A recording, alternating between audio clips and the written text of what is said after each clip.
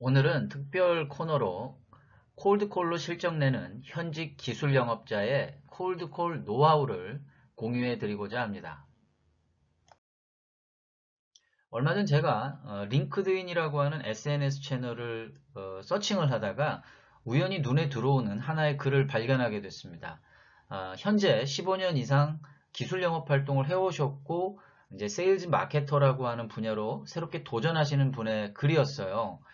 증권회사에서 이제 업무를 시작하셔서 지금은 이제 광학회사로 옮기셨고, 신입 때부터 자기가 이제 제일 하기 싫었던 업무가 콜드콜이었지만, 또 동시에 가장 강력한 영업 비법은 콜드콜이라고 하는 말에 제가 확 빨려 들어가서 볼 수밖에 없었겠죠.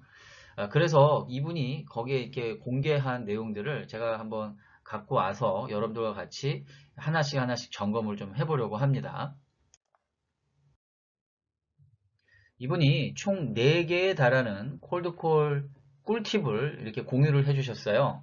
지금부터 하나씩 그럼 같이 점검을 한번 해보도록 하겠습니다. 첫 번째, 자존심과 창피함은 잠시만 내려놓기. 같이 한번 읽어볼까요? 콜드콜의 가장 큰 적은 무엇일까? 그것은 바로 나 자신. 엄밀히 말하면 상처받기 싫은 내 감정이다. 나 자신의 거부감과 쪽팔림만 극복한다면 콜드콜은 떨어진 나의 매출도 끌어올릴 수 있고 신규 시장 개척으로 회사의 영웅이 될 수도 있다. 감정을 쏙 빼고 당장의 성과를 내려는 욕심 역시 내려놓은 채 전화를 하거나 또는 메시지를 작성하여 보자. 콜드콜로 발생할 수 있는 최악의 상황은 고객의 거절일 뿐 그 이상 불행한 일은 일어나지 않기 때문에 심각할 필요는 전혀 없다. 저는 이 문장을 보면서 이분 정말 찐이다 라고 하는 생각을 하게 됐어요. 콜드콜의 본질을 정확하게 꿰뚫고 있다라는 것을 느낄 수 있었거든요. 빨간 줄로 제가 이렇게 그 선을 그어 놓은 부분만 좀 살펴보면 전화를 하거나 또는 메시지를 작성한다는 부분이 뭐죠? 그렇죠. 스크립트를 작성을 한다라는 거예요.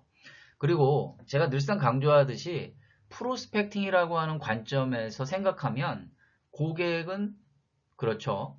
우리한테 어떤 거부감의 존재가 아니죠. 적합한 고객과 부적합한 고객이 분류되어지는 활동일 뿐이기 때문에 부적합한 고객은 그때그때 바로바로 삭제하면 그만인 거예요. 상처받을 일이 하나도 없는 거죠. 자, 두 번째로 넘어가 보겠습니다. 목표에 맞는 타켓 리스트, 즉 데이터베이스죠. 타켓 리스트 작성과 꾸준한 관리. 그래서 콜드콜에는 항상 목표가 있어야 된다. 신규 시장의 개척일 수도 있고 기존 제품을 사용하는 고객에게 교체를 권유하는 것일 수도 있다. 목표에 따라 기존 데이터베이스에서 리스트를 뽑거나 웹에서 서칭할 때 공을 들여야 한다. 이 부분이 가장 중요한 포인트죠. 그래서 프로스펙팅 활동에서 고객 DB를 만드는 것은 크게 3단계가 있다고 늘 강조드리지 않습니까? 고객을 발굴하고 조사해서 컨택하는 건데 이때 가장 큰 중요한 목표가 뭐냐면 양질의 고객 DB를 추출하는 거예요. 양질의 고객 DB라는 것은 즉 우리한테 필요한 거, 나한테 필요한 고객군으로 그룹핑을 하는 거죠. 지금 그 이야기를 이분이 하고 계시는 거예요. 계속해서 이어가 볼게요. 고객 리스트를 세분화해서 작성 후 별도로 관리하면 두고두고 나의 보물로 활용할 수 있다. 그리고 잘 타겟팅된 고객 세분에 따라 효과적인 전화 시나리오, 메시지 또는 메일 시나리오 등을 정리해 보며 계속해서 업데이트 해 보아라. 굉장히 그 자신감에 찬 표현이신데 이게 이제 뭐냐면 원소스 멀티 유즈의 개념이 되는 거예요. 우리가 콜드콜을 전략적 영업 혹은 전문가 영업의 축소판이라고 하는 이유는 사전 영업 단계에서 고객을 분석하고 거기에 따라서 전략을 만들어서 스크립트화하는 데 있는 거거든요. 이것이 결국은 전체적인 세일즈의 프로세스를 탄탄하게 만드는 기반이 되는 거기 때문에 사실은 이분은 콜드콜 이전에 세일즈의 본질과 그 본인이 어떻게 역할 행동을 해야 할지에 대한 분명한 기준을 갖고 있다는 거죠. 자, 이어서 고객별 혹은 업종별로 그들이 원하는 바가 다르다는 것이 보일 것이며 고객별로 멘트 및 접근 방법도 달라진다. 시간이 지남에 따라 성공과 실패가 쌓이게 되며 누구도 갖지 못한 나만의 노하우가 된다. 성공한 멘트는 꼭 기록해 두면서 다른 고객에게도 계속 효과가 있는지 확인이 필요하다. 그렇죠. 사실은 콜드콜을 하는 데 있어서 제가 이제 그 강의 시간에 강조하는 프레임워크라고 하는 것은 약속을 잡는 데 포커스가 되어 있죠.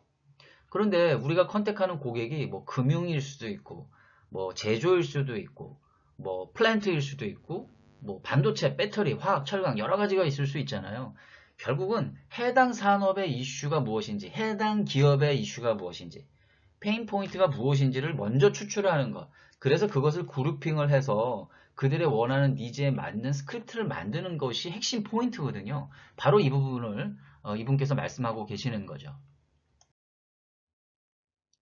다음 이제 세 번째, 여러 번 시도하라. 콜드콜이 성공하기 위해서는 시간이 걸린다. 여유를 가지고 최소 3번 이상의 연락을 시도해라. 목표한 타겟 고객이 첫 번째 핸드폰 통화를 차갑게 끊었는가? 그럼 그 고객에게 간단하고 명료하게 문자를 남긴다. 그 후 일정 기간이 지난 후에 연락했을 때 본인의 경험상 일주일을 넘지 않는다. 많은 수의 고객이 한결 부드러워진 것을 느낄 수 있다. 사실 뭐 이 부분에서 제가 좀 굉장히 그 미소가 활짝 피었는데 이런 활동들이 사실 하다 보면은 자연스럽게 만들어지는 하나의 노하우가 되는 거거든요. 저 역시 많이 이제 이런 트라이얼들을 했었고요. 그래서 뭐 3의 법칙도 있고 뭐 6의 법칙도 있어요. 뭐 콜드콜을 3, 6, 9 단위로 하라는 어떤 뭐 법칙 아닌 법칙이 있는데 결국은 그것은 이제 본인의 감에 따라 다른 거예요. 그래서 한 번 달랑하고 마는 것은 절대로 콜드콜에 있어서는 피해야 될 그 요소고요.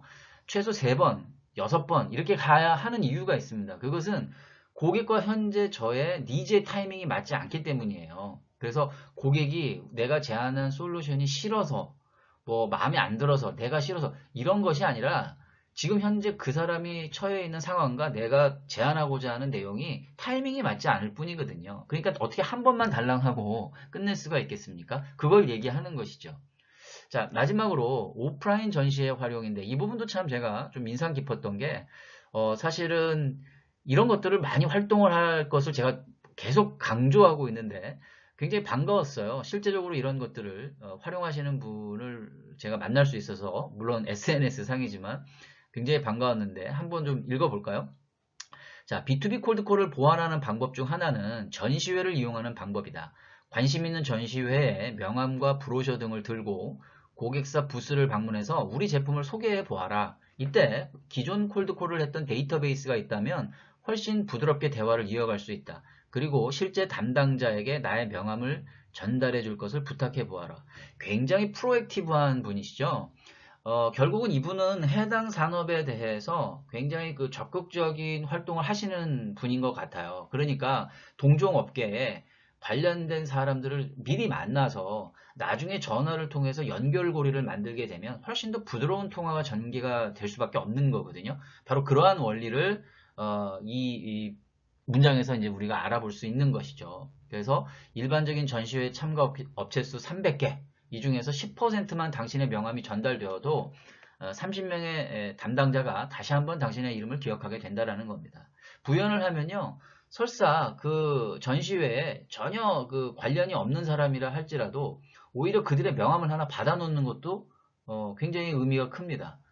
그래서 그 받은 명함을 가지고 전화를 했을 때 내가 일전에 어떤 전시회에서 귀사의 부스를 방문한 적이 있다. 그러면 이게 충분히 개연성이 있는 거잖아요. 없는 얘기를 하는 게 아니기 때문에 상대방은 훨씬 더 저항감이 떨어질 수밖에 없는 거죠.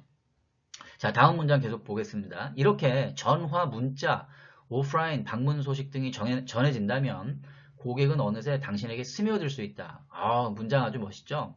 너무 늦지 않게 통화나 메시지를 통해서 당신이 원하는 바를 빙빙 돌리지 말고 전달해보라.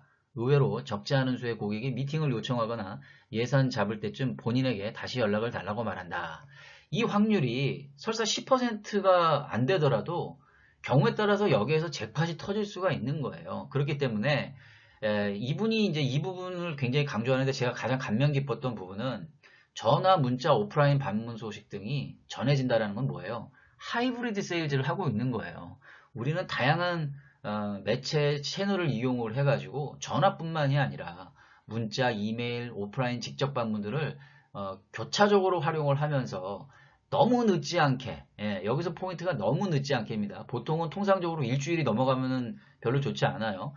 통화나 메시지를 통해서 좀 직접적으로 이야기하라라는 거죠. 그래서 콜드콜은 당당하되 어떻게 보면은 본인이 정확하게 전달하고자 하는 메시지를 스크립트를 통해서 명쾌하게 정리를 해놓을 필요가 있다라는 거죠. 그렇게 됐을 때 이제 그들은 당신의 고객이 된 것이다. 아주 그 자신감 넘치고 아주 멋진 그 콜드콜러의 노하우들을 우리가 볼 수 있었어요. 마지막에는 또 친절하게 개인정보보호법까지 언급을 해주셨네요. 굉장히 개인적으로 인상이 깊었던 기술 영업자의 이 콜드콜 노하우를 보니까 굉장히 뿌듯했고, 제가 가리킨 건 아니지만 굉장히 기분이 좋았고, 이러한 내용들은 사실 저의 그 콜드콜링 서적인 프로미스에서도 다 녹여져 있고, 이거보다 훨씬 더 많은 내용들이 사실 들어가 있죠. 그럼에도 불구하고 현직에서 활동하시는 분의 아주 찐 노하우를 발견할 수 있어서 굉장히 기쁜 마음이었습니다. 여러분들도 꼭 한번 현업에서 적용해 보시기 바랍니다.